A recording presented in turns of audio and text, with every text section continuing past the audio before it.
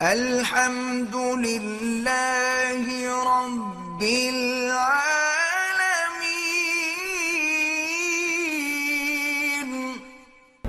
کچھ دن پہلے جامعۃ الرشید میں ایک یونیورسٹی کے بہت سینئر پروفیسر آئے تھے، بہت سینئر۔ انہوں نے بتایا کہ مغرب نے ہمارے لیے جو پالیسیاں بنائی ہیں ان پالیسیوں پر ہم عمل کرنے پر مجبور ہیں، اور ان پالیسیوں پر عمل کرنے کی وجہ سے ہم ترقی کر ہی نہیں سکتے۔ نہیں آ رہی بات میرا خیال۔ انہوں نے کہا کہ پاکستان میں نئی یونیورسٹی بنانا بہت مشکل ہو گیا ہے، بہت راہ میں روڑے اٹکا دیے انہوں نے۔ اس کے پیچھے ایک تاریخ ہے، ورنہ حقیقی معنوں میں جو ترقی کی تھی وہ مسلمانوں نے ہی کی تھی۔ اس کے پیچھے ایک تاریخ ہے، آپ ایک حد سے زیادہ آگے نہیں جا سکتے اگر آپ مسلم ہیں، اگر آپ مسلمان ہیں۔ یہ ایک بین الاقوامی سازش ہے، اس کو اسلام کے کھاتے میں مت ڈالیں، مسلمان کے کھاتے میں مت۔ یہ جو جس تنزل کا ہم شکار ہیں، یہ تنزل اسلام کی وجہ سے نہیں ہے یا مسلمانوں کی وجہ سے نہیں ہے، یہ تنزل اس لیے ہے کہ وہ ہم کو آگے بڑھنے نہیں دے رہے۔ میں اس کی ایک مثال دیتا ہوں، ایک مثال۔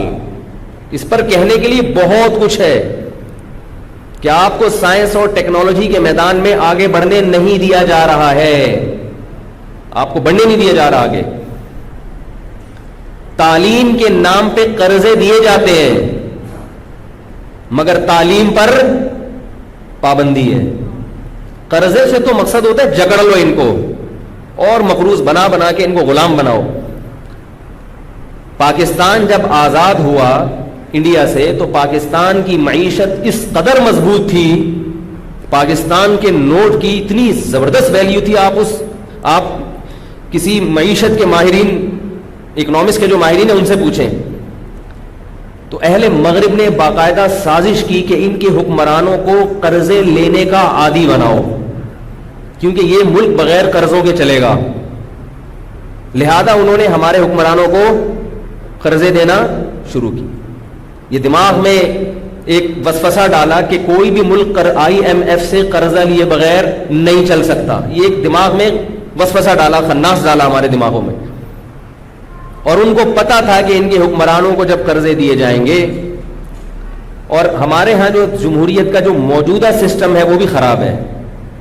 میں یہ نہیں کہہ رہا کہ جمہوری نظام غلط ہوتا ہے، لیکن ہمارے ہاں جو جمہوری نظام چل رہا ہے نا، جو سسٹم چل رہا ہے وہ بہت خراب ہے۔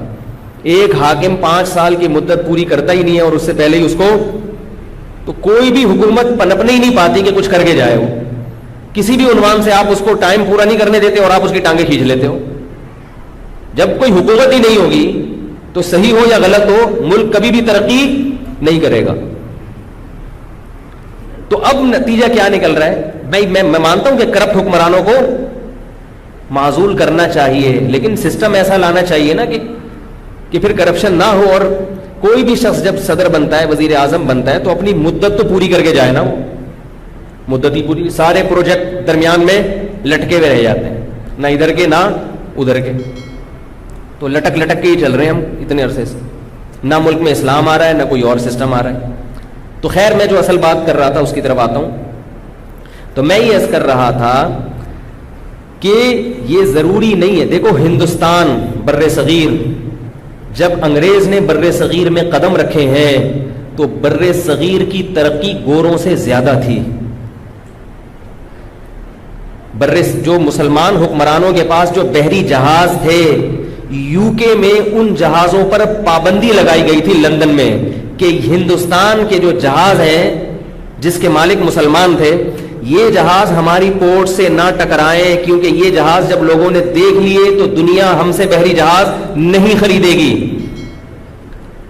بہت زیادہ ہمارا ماضی پرانا نہیں ہے، ماضی قریب میں آپ اگر اٹھا کے دیکھیں تو مسلمانوں کے حالات بہت اچھے تھے، زیادہ پرانی بات نہیں ہے۔ تو جب کسی قوم کو سازشیں کر کے غلام بنا لیا جاتا ہے، تو جب ایک دفعہ غلام بن گئے تو پھر آپ کی سوچ بھی نیچ ہو جاتی ہے، گھٹیا حرکتیں خود بخود آپ میں۔ غلام آدمی تو چوری بھی کرے گا، مسجد سے چپل بھی چرائے گا۔ اب یہ جو پاکستانی اور انڈین جا کے پوری دنیا میں انڈیا اور پاکستان کو بدنام کرتے ہیں نا, اس بدنام کی وجہ اسلام نہیں ہے, بلکہ اس بدنامی کی وجہ غلامی ہے, غلامی, نیچ حرکتیں. اور یہ ہمیں آئی ہے اوپر سے. یہ کہاں سے آئی ہیں یہ چوری چکاریاں؟ حکمرانوں سے آتی ہیں, کیونکہ ایسے حکمران مسلط کر دیے گئے جو گھٹیا خاندانوں کے تھے, نیچ خاندانوں کے تھے. آپ اپنے باپ دادا سے پوچھیں, پاکستان جب بنا تھا تو اس وقت رشوت کا ریشو 0 تھا, 0.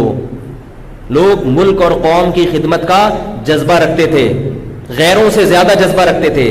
لیکن جب ایک جونیئر اپنے سینئر کو چوری کرتے ہوئے دیکھے گا تو خود بخود یہ چوری جونیئر میں بھی آئے گی. تو ان لوگوں کی پالیسی یہ ہوتی ہے کہ اوپر کے طبقے کو کنٹرول کرو, نیچے والا خود بخود کرپٹ ہو جائے گا, بگڑ جائے گا خود. یہ بڑی سازشیں ہیں جس پر ایک الگ باقاعدہ موضوع پر بیان کی ضرورت ہے. خیر, میں اپنی اصل بات کی طرف آتا ہوں. تو میں یہ عرض کر رہا تھا کہ ترقی ضرور ہونی چاہیے, ترقی بہت اچھی چیز ہے, مگر ترقی کا اس سے تعلق نہیں ہے کہ جو قوم سیدھے راستے پر ہوگی وہ وہی ترقی کرے گی. دیکھو, فرعون ظالم تھا اور بنی اسرائیل اس کے غلام تھے. ترقی کس کے پاس تھی؟ بولو بھائی, فرعون کے پاس. پالیسیاں کس کی چلتی تھی؟ فرعون کی چلتی تھی. سیدھے راستے پر کون تھے؟ بولو نا یار, کیا ہو گیا بھائی؟ بنی اسرائیل تھے, حالانکہ غلام تھے. اس سے بھی پتہ چلتا ہے کہ ہدایت یافتہ لوگ غلام بھی بن سکتے ہیں بعض دفعہ. کیوں؟ اس کی وجہ یہ کہ جو سیدھے راستے پر ہوتا ہے اس کی تھوڑی کوتاہیوں کو بھی اللہ پکڑتے ہیں, اس کو دنیا میں بھی سزا ملتی ہے. مسلمان کے اصول اور کافروں کے اصول الگ ہیں. کافر اگر کرپشن کرے گا, کافر اگر اللہ کی نافرمانی کرے گا تو ضروری نہیں کہ دنیا میں سزا ملے, بلکہ عین ممکن ہے نافرمانی کر کے اور ترقی کرے وہ, کیونکہ وہ اللہ اس کے رسول کو مانتا نہیں ہے. اس کا شمار اللہ کے باغیوں میں ہوتا ہے. ان کو اللہ نے ایک وقت تک کے لیے مہلت دی ہوئی ہے, جبکہ مسلمان کے لیے ضروری ہے کہ وہ اپنے مذہب کو فالو کرے, کیونکہ وہ مذہب کا نمائندہ ہے, وہ اللہ کا زمین میں نمائندہ ہے. اگر وہ مذہب کو فالو نہیں کرے گا تو وہ ان اصولوں پہ چل کے ترقی نہیں حاصل کر سکتا جن اصولوں پہ چل کے کافر ترقی حاصل کرتے ہیں. اور یہ اگر مذہب سے بغاوت کرے گا اس کو دنیا میں سزا ملے گی. بنی اسرائیل کی مثال ہمارے سامنے ہے. یعقوب علیہ السلام کی اولاد, پیغمبروں کی اولاد, ان میں کتنی زبردست خصوصیتیں ہوں گی, لیکن مصر میں حکومت کس کو ملی؟ فرعون کو.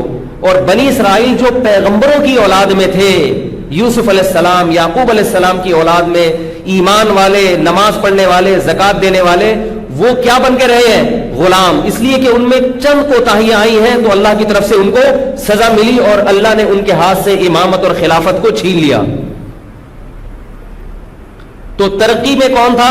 فرعون. مگر ہدایت پہ کون تھے؟ بنی اسرائیل. جنت میں کون گیا؟ بولو نا بھائی, بنی اسرائیل. تو اس لیے کہہ رہا ہوں کہ بہت زیادہ احساس کمتری کا شکار ہونے کی چندہ ضرورت نہیں. ترقی بھی کریں, لیکن اگر نہیں ہو رہی تو یہ نہیں سمجھیں کہ میں جہنم میں چلا جاؤں گا. سمجھ رہے ہو؟ جہنم میں انشاءاللہ اللہ نے چاہا تو نہیں جائیں گے, اور چلے بھی گئے تو پٹ پٹا کے, ٹھیک, پٹ پٹا کے اللہ نے چاہا تو انشاءاللہ نکل جائیں. کوشش کریں بغیر پٹے جنت میں چلے جائیں, کوشش یہی کریں. تو خیر, یہ تو کچھ وسوسے ہیں جو لوگوں کے دماغ میں گھومتے ہیں. ان میں سے ہر وسوسے پر ایک الگ موضوع بنا کر بیان کی ضرورت ہے. ابھی میں اصل موضوع کی طرف آ رہا ہوں. یہ تھوڑا سا اصل موضوع دماغ میں ڈالنے کے لیے یہ تمہید ضروری تھی. تو میں یہ عرض کر رہا تھا کہ میں خطاب ان لوگوں سے کر رہا ہوں اس وقت جو چاہتے ہیں کہ ہمیں سیدھا راستہ پتہ چلے. تو ترقی کو سیدھے راستے کے ساتھ خلط مت نہ کریں, کیونکہ جب میں یہ بات چلاؤں گا نا تو آپ کے دماغ میں وہی آئے گا, یار تو وہ الگ چیز ہے, سیدھا راستہ الگ چیز. زنا کرنے والا اللہ کی نظر میں گمراہ ہے, زنا کرنے والا اللہ کی نظر میں گمراہ ہے. تو وہ زنا کرتے ہی نہیں کرتے, وہ زنا کرتے ہیں, تو وہ کہاں سے سیدھے راستے پر ہو سکتے ہیں بھائی؟ شرک کرنے والا, اللہ کو نہ ماننے والا اللہ کی نظر میں گمراہ ہے, تو وہ تو اللہ کو نہیں مانتے. اور اگر مانتے بھی ہیں تو ایسا مانتے ہیں کہ ماننا نہ ماننا برابر. بس ان کے ہاں گاڈ کا تصور کیا ہے؟ او مائی گاڈ. یہ ان کا کلمہ ہے, پہلا کلمہ, دوسرا کلمہ, تیسرا کلمہ, چوتھا کلمہ, پانچواں کلمہ, چھٹا کلمہ, 6 کلمے یہی پورے ہو جاتے ہیں. او مائی گاڈ, فار گاڈ سیک. بس اس کے علاوہ گاڈ کیا کہتا ہے, گاڈ کن چیزوں سے خوش ہوتا ہے, گاڈ کن چیزوں سے ناراض ہوتا ہے, وہ کہتے ہیں یہ یہ فضول لوگوں کا کام ہے ایسی باتیں کرنا. یہ فنڈامنٹلسٹ قسم کے لوگ اس طرح کی بات کرتے ہیں.